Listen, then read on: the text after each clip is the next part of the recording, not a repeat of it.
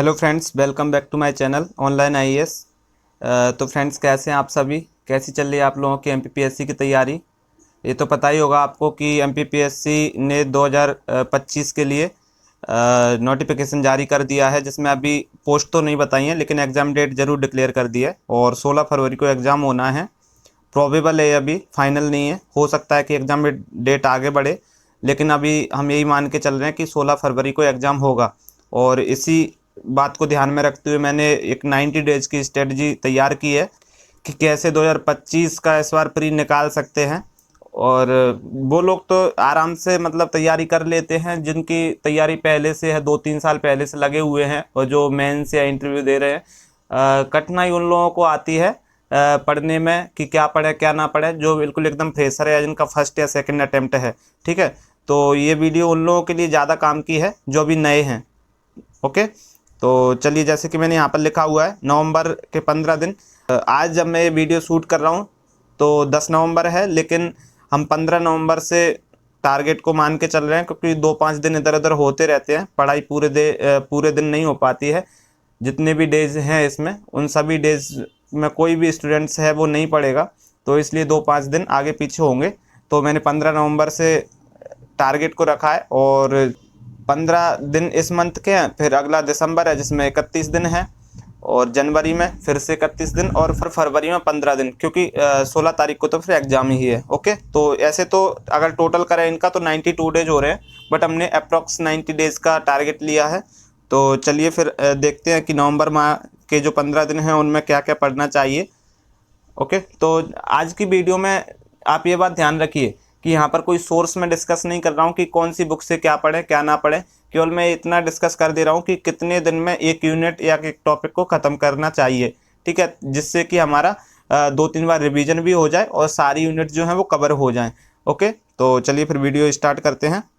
जैसे कि मैंने यहाँ पर नवंबर माह का प्लान लिखा हुआ है, तो नवंबर माह 15 नवंबर से जैसे कि अगर टारगेट स्टार्ट कर रहे हैं तो पहले 10 दिन में हम क्या करेंगे, यूनिट 3 और यूनिट 4 को कवर करेंगे, जिसमें भारत का भूगोल और मध्य प्रदेश का भूगोल है। इससे मिलाकर 20 क्वेश्चन आते हैं दोनों यूनिट को मिलाकर, और ये डिसाइडिंग फैक्टर हो सकता है आपके प्री एग्जाम को पास करने में, क्योंकि 1/5 हिस्सा यानी कि 100 में से 20 क्वेश्चन जियोग्राफी अकेले से आ रहे हैं, और ये ज़्यादा टफ क्वेश्चन नहीं होते हैं, तो आराम से इनको कवर कर सकते हैं बहुत ही कम समय में। 10 दिन है, 10 दिन में दोनों यूनिट कवर हो सकती हैं। कहाँ से पढ़ेंगे, ये आपके पहले से या तो सोर्स होंगे, और यदि आपको ये जानना है कि मुझे कहाँ से पढ़ना चाहिए भारत का भूगोल मध्य प्रदेश का भूगोल, तो इसके लिए मैंने एक वीडियो बनाई है, मेरे ही चैनल पर डली है, तो आप वहाँ पर जाके या तो चैनल पर जाके विजिट कर सकते हैं, या फिर मैं इसकी लिंक, वीडियो की लिंक डिस्क्रिप्शन में दे दूंगा, तो आप वहाँ से जाकर वीडियो को देख लीजिए। पूरे प्री की 2025 की जो बेस्ट बुक लिस्ट हो सकती है वो मैंने वहाँ पर देने की कोशिश की है, तो प्लीज़ जाइए वहाँ पर और देखिए उस वीडियो को। ठीक है, तो फिर इसके 10 दिन के बाद में नेक्स्ट क्या करेंगे हम, नेक्स्ट टास्क क्या होगा, तो नेक्स्ट टास्क होगा हमारा यूनिट 5 डेज इसमें लिए हमने। इससे भी 10 क्वेश्चन आते हैं, और इसमें है क्या, तो इसमें इंडियन पॉलिटी और एमपी की पॉलिटी है, तो 5 दिन में जनरली कवर हो जाता है। आपका सोर्स क्या है वो आप देख लीजिए। कोई बच्चे लूसेंट से पढ़ते हैं, कोई लक्ष्मीकांत को प्रेफर करते हैं, पर लक्ष्मीकांत यहाँ पर मुझे नहीं लगता कि इस समय पढ़ना चाहिए, क्योंकि समय बहुत कम है और लक्ष्मीकांत बड़ी बुक है। ठीक है, तो उसके बजाय या तो आपके शॉर्ट नोट्स होंगे या फिर लूसेंट को प्रेफर करिए इंडियन पॉलिटी के लिए, और एमपी पॉलिटी के लिए आप देख लीजिए आपका जो सोर्स हो। ओके, ठीक है, तो ये हमारे नवंबर के 15 दिन कंप्लीट हो गए। अब हम दिसंबर माह के प्लान की बात करें तो दिसंबर में सबसे पहले क्या करेंगे, शुरू के 10 दिनों में हम यूनिट 1 और यूनिट 2 को कवर करेंगे, जिसमें एमपी की हिस्ट्री और इंडियन हिस्ट्री दोनों है, और कल्चर भी अभी नया पार्ट जुड़ गया है, तो वो भी, इनसे भी मिलाकर टोटल 20 क्वेश्चन आते हैं, तो ये भी बहुत महत्वपूर्ण सेगमेंट है एमपीपीएससी प्री के लिए। ठीक है, चलिए आगे देखते हैं।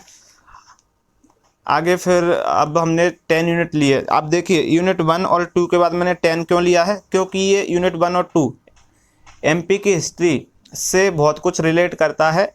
एमपी की ट्राइब्स, मध्य प्रदेश की जनजातियां जो हैं, एमपी की हिस्ट्री जब आप पढ़ते हैं तो इसमें एंशियंट और मिडेवल और मॉडर्न हिस्ट्री पढ़ते हैं। बेसिकली मॉडर्न हिस्ट्री जब पढ़ते हैं तो आप अलग अलग जनजातियों का कंट्रीब्यूशन देखते हैं मध्य प्रदेश के इतिहास में, अलग अलग जनजातीय व्यक्तित्वों का कंट्रीब्यूशन देखते तो वहाँ से कुछ क्वेश्चन कवर हो जाते, इसलिए मैंने एक रिदम बना रहे बच्चों का, इसलिए यूनिट 1 और 2 के बाद यूनिट 10 को यहाँ पर सिलेक्ट किया और इसके लिए मैंने 3 डेज लिए हैं। ओके, जैसे ये कंप्लीट होगी तो इसके बाद 7 यूनिट के लिए 4 डेज लिए, एक दिन इसके लिए ज़्यादा इसलिए लिया है क्योंकि इसमें कुछ नए टॉपिक जुड़े हैं, सिकल सेल एनीमिया वगैरह, तो उसको कवर करने में हो सकता है थोड़ा बच्चों को मतलब एफर्ट लगे, इसलिए एक दिन ज़्यादा ले लिया।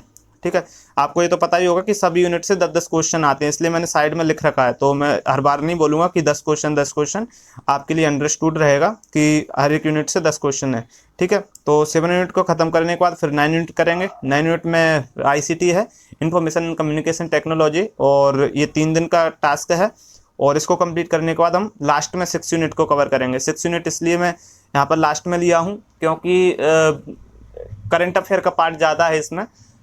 ठीक है, क्योंकि कोई बैठक हो रही है, अभी 3 नए ऑर्गेनाइजेशन जुड़े हैं, इसके बाद में इकोनॉमिक सर्वे वगैरह आएगा। ठीक है, और या फिर बजट आएगा। ठीक है, या फिर कोई नए भी घटनाक्रम होते हैं इकोनॉमी में, तो वो भी तब तक हो जाएं कुछ कंप्लीट, क्योंकि इसके बाद की जो करंट अफेयर है वो नहीं आएगी एग्जाम में, लेकिन जनरली दिसंबर लास्ट तक की तो करंट अफेयर आएगी ही आएगी, तो इसलिए मैंने इकोनॉमी को सबसे लास्ट में लिया है। और आप देख रहे होंगे अभी मैंने 8 यूनिट को यहाँ पर बिल्कुल भी इंक्लूड नहीं किया, उसके पीछे की वजह है, उसके पीछे की वजह ये है कि अभी मार्केट में नया कोई करंट अफेयर का मटेरियल है नहीं है। ठीक है, तो अगर नहीं है तो फिर हम कहाँ से पढ़ेंगे। और एक संभावना ये भी है कि अगर एग्जाम डेट आगे बढ़ी तो फिर करंट अफेयर को पढ़ने का अभी से कोई मतलब नहीं है, और नई बुक लेने का मतलब अभी जो बुक आप ले लेंगे फिर आपको यदि एग्जाम डेट आगे बढ़ गई, अप्रैल जून मई जो भी चली गई, तो फिर से आपको बुक खरीदनी पड़ेगी। तो इसलिए सबसे लास्ट में आप करंट अफेयर को पढ़िए, तब तक आप ये जो बाकी की यूनिट्स हैं 8-9 जो भी यूनिट हैं टोटल, तो उनको कवर कर लीजिए।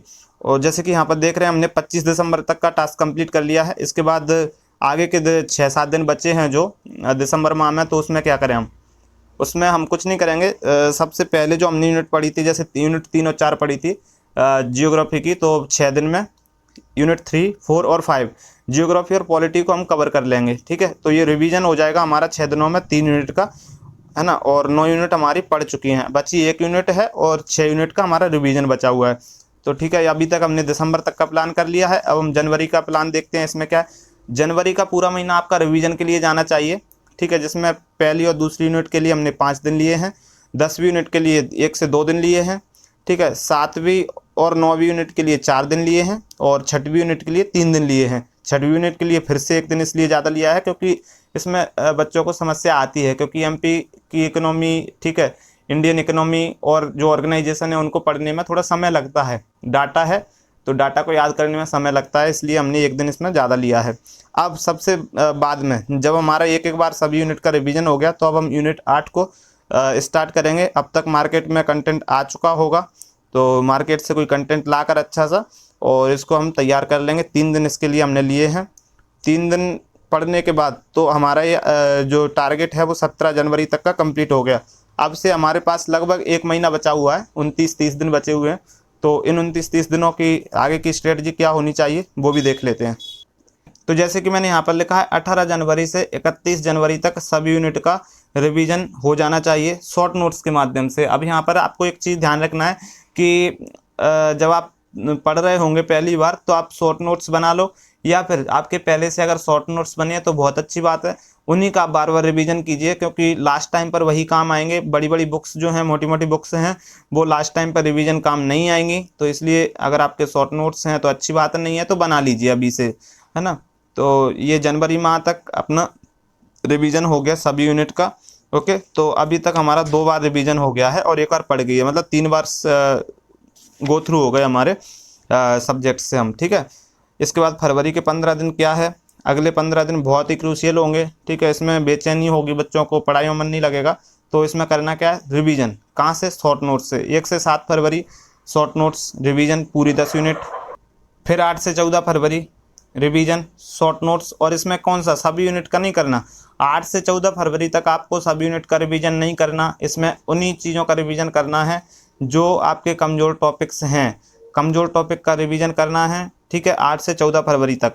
ओके, तो इसके बाद में लास्ट का डे क्या, आप बढ़िया एंजॉय कीजिए। 15 तारीख को रिलैक्स रहिए और 16 को एग्ज़ाम देने जाइए फिर।